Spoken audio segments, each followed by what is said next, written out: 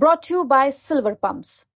Top quality और consistent performance के लिए सिर्फ सिल्वर पंप्स नाम याद रखना। बंद मुट्ठी लाख की खुल गई तो खाक की। तो क्या जातीय जनगणना से जो जुड़ा हुआ मसला था वो अब कांग्रेस के पास से छिन गया है, या फिर बिहार चुनाव को मद्देनजर रखते हुए प्रधानमंत्री नरेंद्र मोदी ने यह फैसला लिया है कि अब देश में जातीय जनगणना कराई जाएगी। जातीय जनगणना होगी तो धार्मिक जनगणना भी हो जाएगी।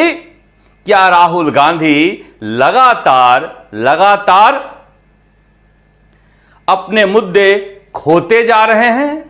जब से देखिए तब से ऐसा लगता है कि उनके हाथ में ब्रह्मास्त्र मिला है, मगर अगले ही पल उसे प्रधानमंत्री नरेंद्र मोदी झटक लेते हैं।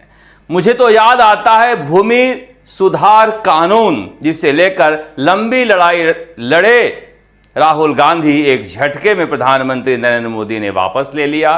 कृषि कानून वापस ले लिया। इस तरह के बहुत सारे मसले हैं। अब जाके राहुल गांधी के पास कहने के लिए एक मुद्दा बचा था, जातीय जनगणना।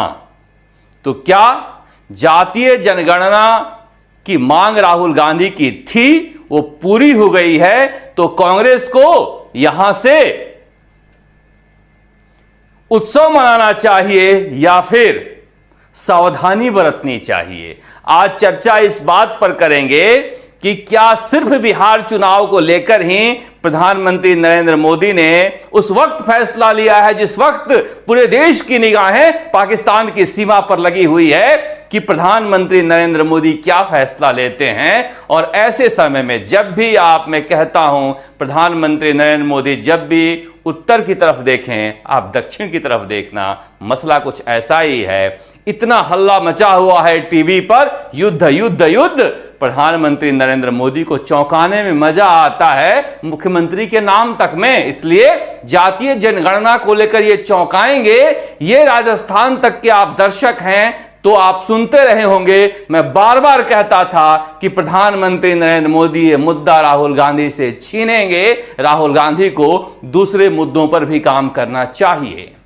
मगर क्या तेलंगाना में और कर्नाटक में जातीय जनगणना का जो कुछ रिजल्ट सामने आया है उसे देखते हुए बीजेपी के हौसले मजबूत हुए हैं? क्योंकि देखिए जिस तरह से जातीय जनगणना की घोषणा हुई है, यह सोच समझकर हुई है। अकेले बिहार चुनाव ऐसा मसला नहीं है। बिहार में मैं फोन लगाता हूं, पत्रकारों से बातचीत करता हूं, लोगों से बातचीत करता हूं। मैंने अपने पूरे जीवन में इस तरह से बिहार को धार्मिक रूप से उन्मादीकरण में कभी नहीं देखा, जहां छोटे छोटे शहरों में हनुमान जयंती और महावीर जयंती मनाई जा रही है और हेलीकॉप्टर से पुष्प वर्षा हो रही है। वहां पर सिर्फ एक ही कार्ड थी जाति की, जिसकी धार कुंद करने की कोशिश तब की गई है जब जातीय जनगणना बिहार में हो चुकी है। इसलिए इस मसले को सिर्फ बिहार चुनाव से जोड़कर देखना, मुझे लग रहा है कि इस मसले की गंभीरता को कम करना होगा। सुनिए अश्वनी वैष्णव ने क्या घोषणा की है और उसके बाद बातचीत करेंगे। Caste was not included in all the census operations conducted since independence.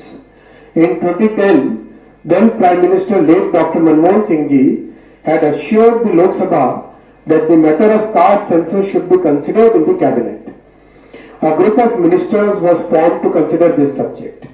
Most of the political parties had recommended caste census. Despite this, Congress government decided to conduct only a survey of caste instead of a caste census. That survey is known as SECC. ये बता रहे हैं अश्वनी वैष्णव कि आजादी के बाद से अब तक कांग्रेस एक ऐसी पार्टी रही है जिसने जातीय जनगणना का हमेशा विरोध किया है और आज तक कोई भी जातीय जनगणना नहीं होने दिया।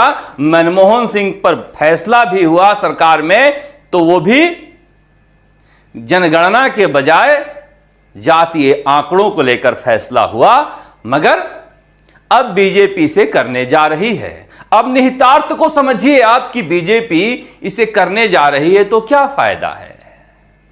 कांग्रेस ने जी जान से मंडल आयोग की सिफारिशों का जब विरोध किया था तो वो जानती थी कि इस जातीय कलह में कोई झुलसेगा तो कांग्रेस ही झुलसेगा और मंडल आयोग की पैदा की हुई जातियां उत्तर भारत में कांग्रेस के जनाधार को खा गई। मगर राहुल गांधी को अति साम्यवादी सलाहकारों ने यह सलाह दिया कि जातीय जनगणना कराई जाए। अब इसके रेमिफिकेशन क्या होंगे आप समझिए ये मैं राजस्थान से समझाना चाहता हूं, उसके बाद हम तेलंगाना और कर्नाटक के जातीय जनगणना के बाद जो कुछ हुआ है उससे बीजेपी के मंसूबे क्यों मजबूत हुए हैं यह समझाऊंगा मैं। मुझे याद आता है कैसे मोनसेविकों ने रूस में क्रांति की और बोल्शेविक ले उड़े। कैसे चीन की क्रांति करने वाले ताइवान में बैठे हैं और माओ चीन पर राज करता रहा।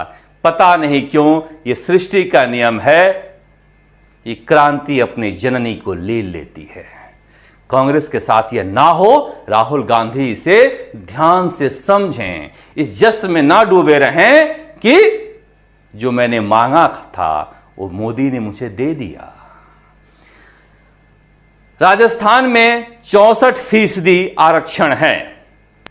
अब पता नहीं क्यों उत्साह में गोविंद सिंह डोटासरा कह रहे हैं कि 50% आरक्षण की सीमा भी खत्म की जाए। उन्हें कोई बता दे कि 64% पहले से ही है, 10% और बढ़ जाएगा, 74% हो जाएगा। मगर बढ़ेगा तो क्या फायदा होगा और जिसका घटेगा उसका नुकसान क्या होगा।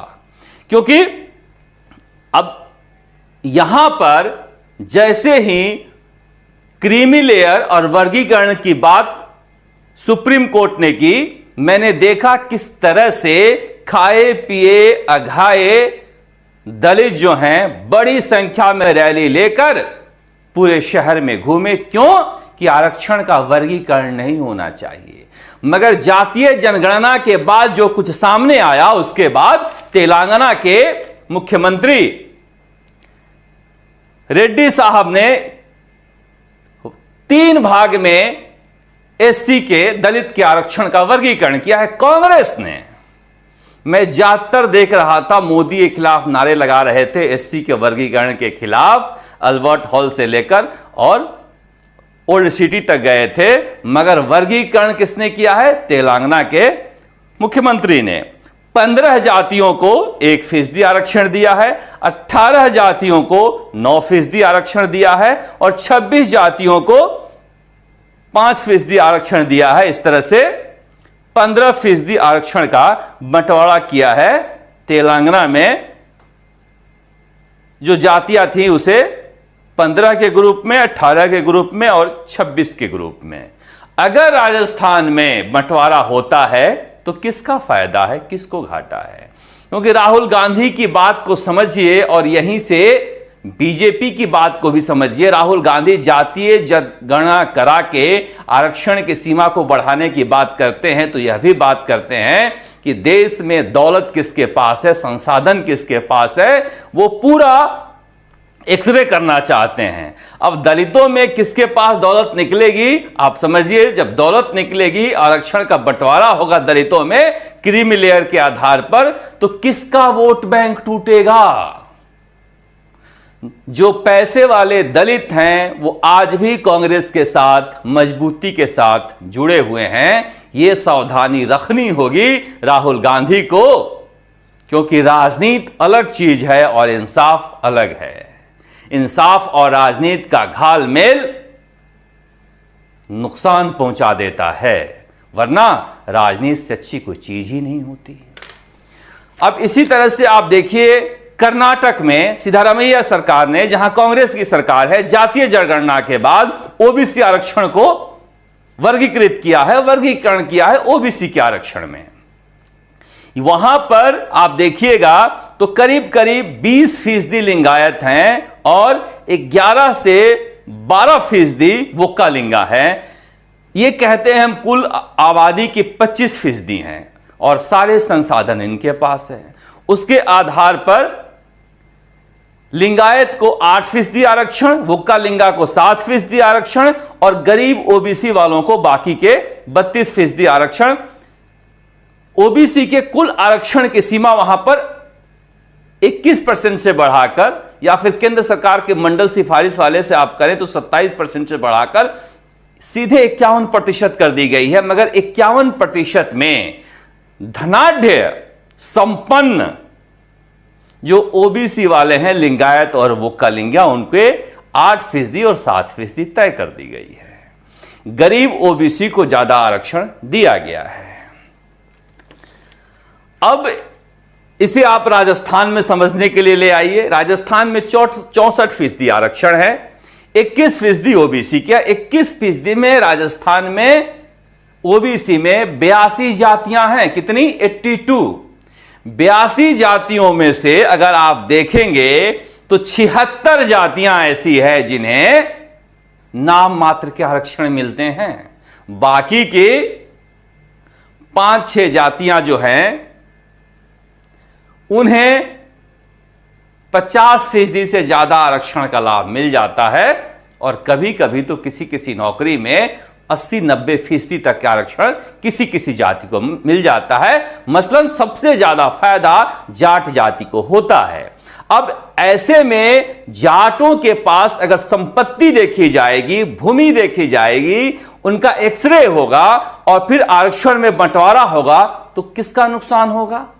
आज कांग्रेस के पास बीजेपी के आरक्षण देने के बाद भी जाटों के जाट वोट बैंक एक ठीक ठाक अवस्था में है, जिसे कांग्रेस अपना कह सकती है। सबसे पहला मार इन पर पड़ेगा जहां पर ये ओबीसी का पूरा हिस्सा खाते हैं, पूरा नहीं तो ज्यादातर हिस्सा, क्योंकि दूसरे स्थान पर माली आते हैं, तीसरे स्थान पर कुमावत और ओबीसी, अब तो गुजर बाहर आ गए हैं, एक 5% का उनका हो गया है। मगर बाकी की जातियां जो हैं वो हाशिए पर रहती है। उसमें से कहा जाता है कम से कम 12 जातियां हैं जिन्हें आज तक आरक्षण का फायदा नहीं मिला।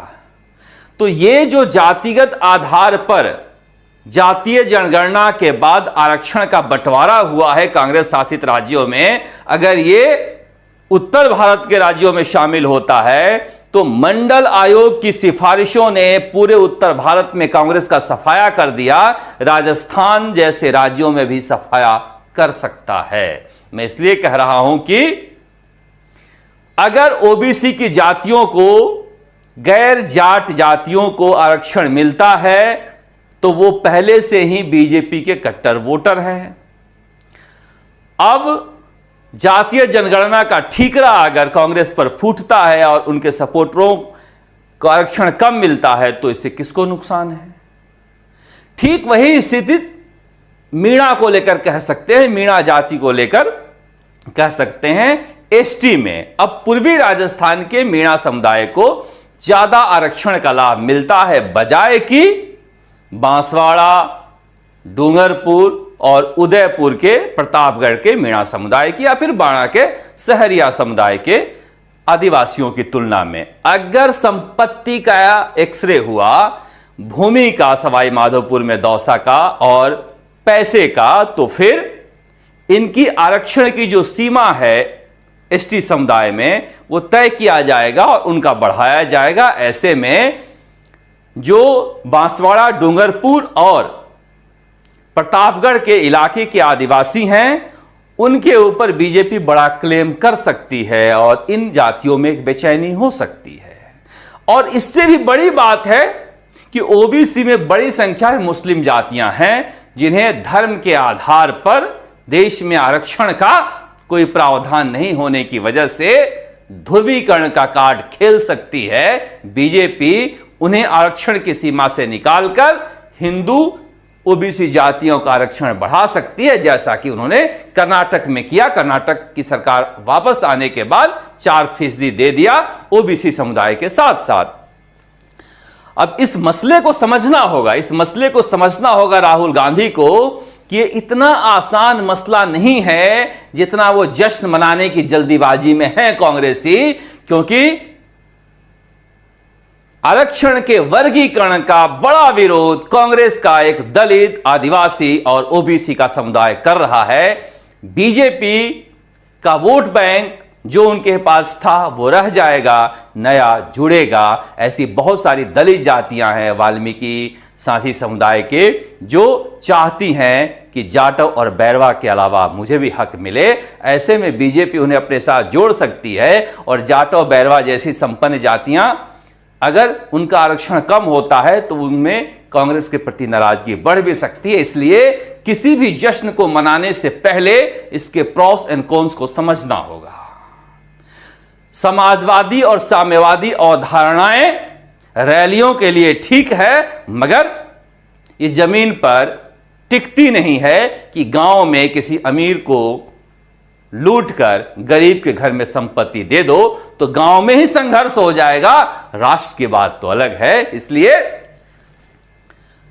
ये मौका कांग्रेस के नेताओं के लिए सावधानी बरतने का है, जश्न मनाने के लिए नहीं है। उन्हें कहना चाहिए कि हम एक इंसाफ की लड़ाई लड़ रहे थे, बस इतना ही, और ज्यादा इससे नुकसान हो सकता है फायदे के बजाय। दूरगामी परिणामों में अगर हम देखें तो ठीक उसी तरह से जैसे पश्चिमी राजस्थान में भी, माफ कीजिएगा, पश्चिमी उत्तर प्रदेश में भी कृषि बिल वापस लेने के बाद भी लोकसभा चुनाव में बीजेपी को नुकसान नहीं हुआ था, बहुत ज्यादा नुकसान नहीं हुआ और विधानसभा में भी नहीं हुआ था।